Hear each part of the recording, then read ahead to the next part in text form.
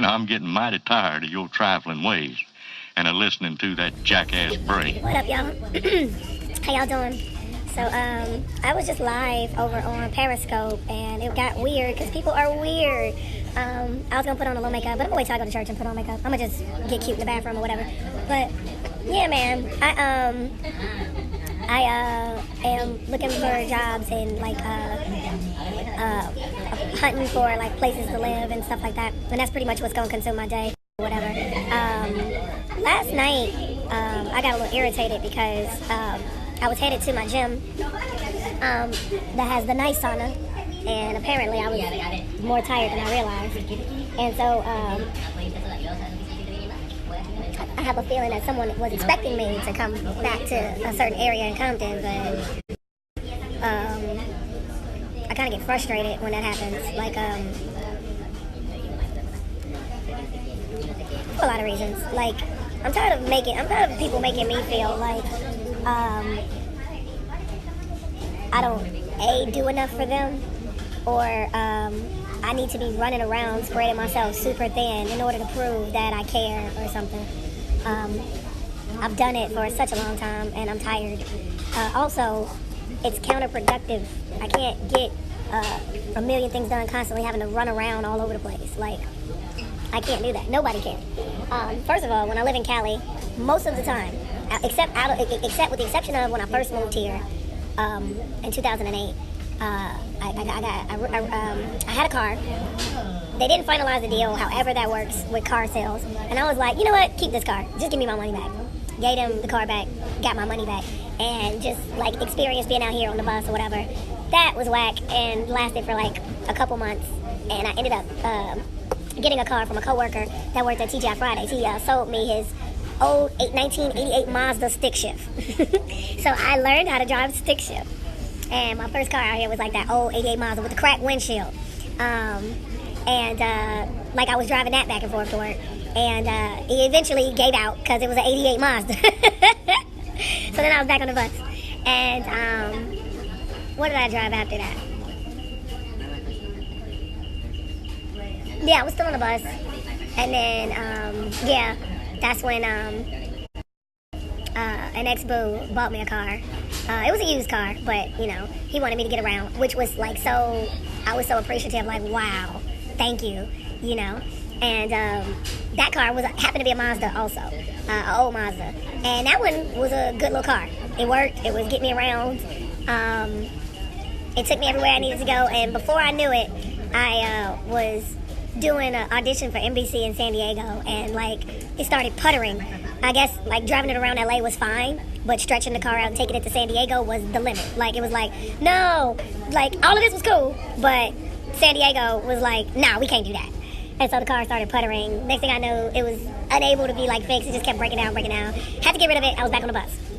So then, that's when I got the Explorer, and I got that. Ironically enough, from the girlfriend of the other guy who I worked at Fridays, who sold me the Mazda. And but that was after having the car for like a year or so. Like it wasn't right away. It was just normal wear and tear. I went and got tires, and listening to, you know, somebody I shouldn't have listened to, trying to save money, I got like some discounted reused tires or whatever. And those were the tires that popped on the freeway in that infamous accident that like I tell y'all about all the time. The accident that almost killed me in Encino. But it was because of them discounts. It's the reason why when it comes to stuff like that, I'll pay for a price. Like things just, certain things, when it has value, it's worth paying for. Like I don't care. Like it's worth paying for. Like just for the peace of mind of, I know it's good. You know, once I put this money down and do this, I know it's good. I don't have to worry about it. I don't like buyer's remorse very much. And so that happened with that. And then that's when I got the Benz after that. Because after that, my mama stepped in like, okay, all these other cars, they're just not working. And, you know, you're out there by yourself. And, you know, you should just get a C-Class. Like, it's a great car. And that's when I ended up getting that. And then we went on the roll from there to the Beamer and them other cars. But, yeah, LA, when I'm out here, I have a car. The only time I was, like, carless, like I said, was, like, in them first couple years I was out here making the transition, figuring out how to get around and all that other stuff. With the exception of that, I usually have a car.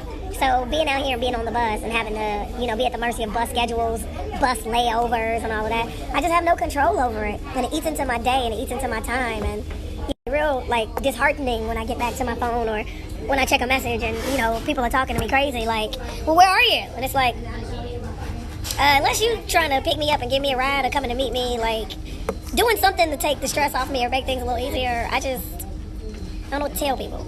I'm doing the best I can. That's all I got. That's all I can tell you.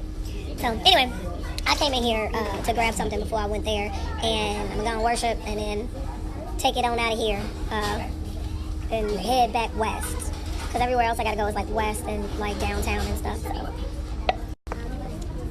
Finished the coffee, and I was going to go to my old job, Crystal Casino, but the last time I was there, it got a little weird. And especially because the last time I was in Cali and I went to Hustler Casino trying to get a job, that was a situation where people followed me and somebody was bragging on Facebook that they called police, and it was just like, don't be making no money. And so, yeah, because of that, I was just like, do I want to deal with that? Not really. Police and, like, you know, shit. Okay? So, the station is weird. The station I went to is. So, I made the mistake of going the wrong way. And I noticed when I went the other way, right, they were standing at the exit and they were, like, having a moment. Right? And then they was looking like, and I was like, oh, y'all got something to say? Y'all want to talk to me? What's up? They don't. But this is how, and that's how I know, like, people that be in my inbox, I fear no person. No person. Y'all don't have a heaven or a hell to put me into. So, if you thought that you were capable of making me feel the way, you thought wrong. Anyway, and I say that also because I was just on Periscope and people was over there talking smack, and they brought her up again, and I'm like, okay, so what? She's not going to follow me on a stand-up show and do 30 minutes, so how long are we going to keep doing this? How long are we going to keep doing this? Because I really don't care. Y'all could go listen to old podcast episodes of Hip Hop Raised Us. I thought Girls Trip was amazing. I gave her props. Like, y'all don't ever really see me badmouthing or talking nothing about the girl. Like, I don't care. But I know what she did. I know. So, what we finna do? Because all this throwing a rock and running and stuff is really stupid. And bitch, you're 40 now. So cut it out.